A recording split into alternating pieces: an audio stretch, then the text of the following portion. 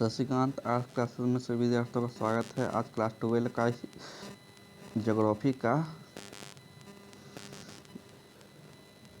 द्वितीय क्रिया के ऑब्जेक्टिव क्वेश्चन देख रहे हैं। निम्न में से कौन सा एक जोड़ा सही मेल खाता है? लोहा इस्पात उद्योग पीटर्सबर्ग। अगला क्वेश्चन, निम्न में से कौन सा एक प्रकार का उद्योग अन्य उद्योगों के लिए कच्चे माल का उत्पादन करता है? आधारभूत उद्योग। इनमें से कौन सा एक द्वितीय सेक्टर का क्रियाकलाप नहीं है? मछली पकड़ना। कौन सा औद्योगिक अवस्थापना का एक कारण नहीं है? आधारभूत उद्योग। इनमें से कौन सा एक द्वितीय सेक्टर का क्रियाकलाप नहीं है? मछली पकड़ना। कौन सा औद्योगिक अवस्थापना का एक कारण नहीं है? पूंजी। चॉकलेट में कौन सा पदार्थ उपयोग में होता है? कोको। अगला चैप्टर, परिवहन एवं संचार। विश्व का सबसे लंबा जलमार्ग कौन है? ग्रेट लेक्स सेंट लॉरेंस जलमार्ग। इनमें से किस देश में इंटरनेट का प्रयोग सबसे अधिक होता है? अमेरिका। इंटरनेट पर किस देश का स्वामित्व है? किसी का नहीं।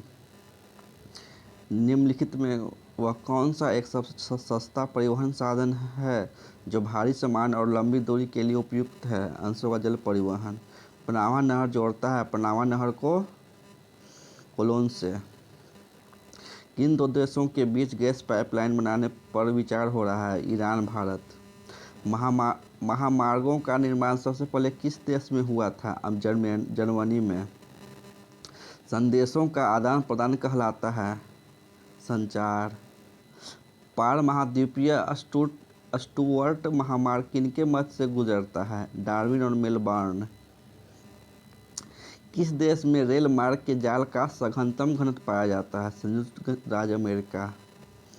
अगला क्वेश्चन, बृहद ट्रक मार्ग होकर जाता है उत्तरी अटलांटिक महासागर से होकर। उत्तर अटलांटिक मार्ग जोड़ता है उत्तर अमेरिका को यूरोप से। राइन जलमार्ग जोड़ती है जर्मनी तथा नीदरलैंड से। बिग इंच पाइपलाइन के द्वारा परिवहन किया जाता है पेट्रोलियम का। चैनल टनल जोड़ता है पेरिस लंदन। संसार के अधिकांश महान पतन इस प्रकार वर्गीकृत किए गए हैं? पेट्रोलियम।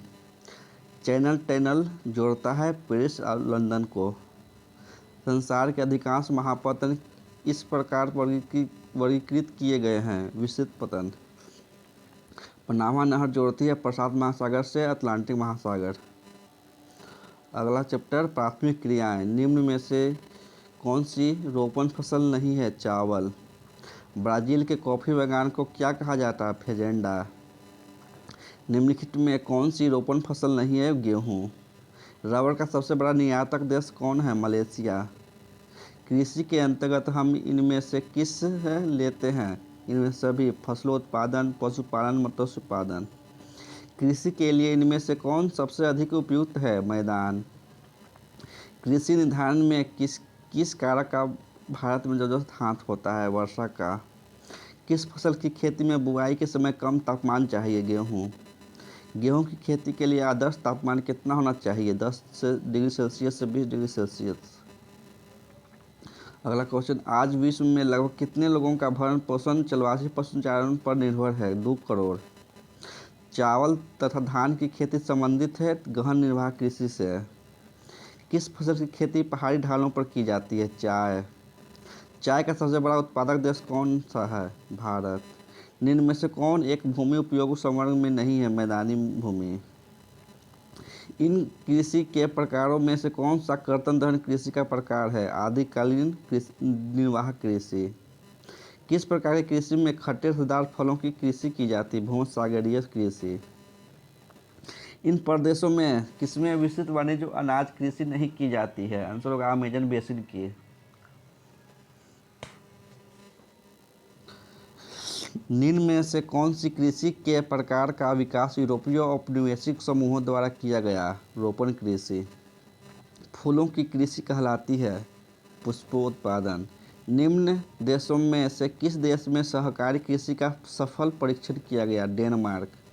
निम्न में से कौन से देशों में गेहूं और चावल की अधिक उत्पादकता की किस्में विकसित की गई? मेक्सिको तथा फिलीपींस। निम्न में से कौन खाद्य फसल है? गेहूं। रबर किस प्रकार की कृषि की उपज है? रोपण कृषि। अगला क्वेश्चन, निम्न में कौन सी एकल कृषि नहीं है? मिश्रित कृषि। निम्नलिखित में कौन एक रसेदार फसल नहीं है? कॉफ़ी। रसदार फलों की कृषि संबंधित है भूमध्यसागरीय कृषि से। शुष्क कृषि में निम्न में से कौन सी फसल नहीं बोई जाती? गन्ना। अगला चैप्टर, मानव भूगोल, प्रकृति एवं क्षेत्र। मानव भूगोल का जनक किसे कहा जाता है? रेटजेल।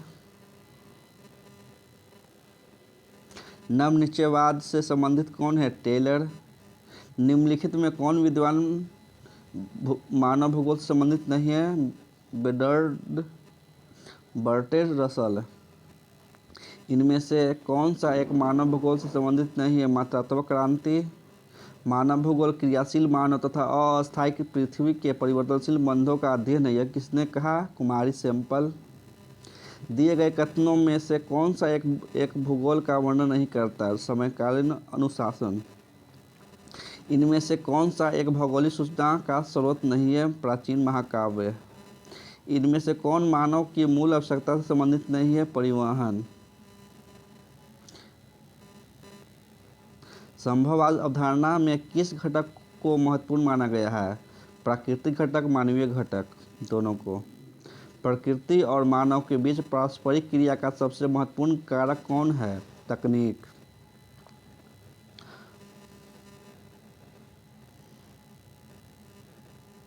धन्यवाद। 3 चैप्टर समाप्त हुआ।